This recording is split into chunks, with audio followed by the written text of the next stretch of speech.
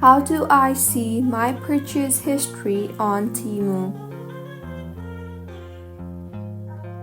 Hello everyone, I am Vishaka and welcome to our channel. I will take you through the step-by-step process on how do I see my purchase history on Temu. Now, let's get right into the tutorial.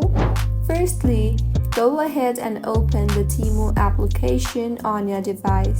Make sure you are logged in, and if not, then go ahead and log yourself in by entering your login credentials. Now, tap on the U option on the bottom center of your screen and further tap on the Your Orders option you see there.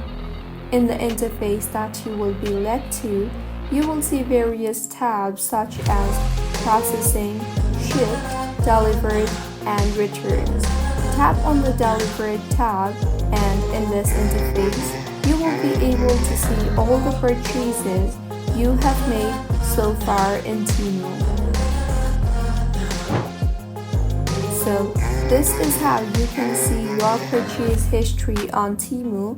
If you find this tutorial helpful, then please like the video and do comment if you have any queries.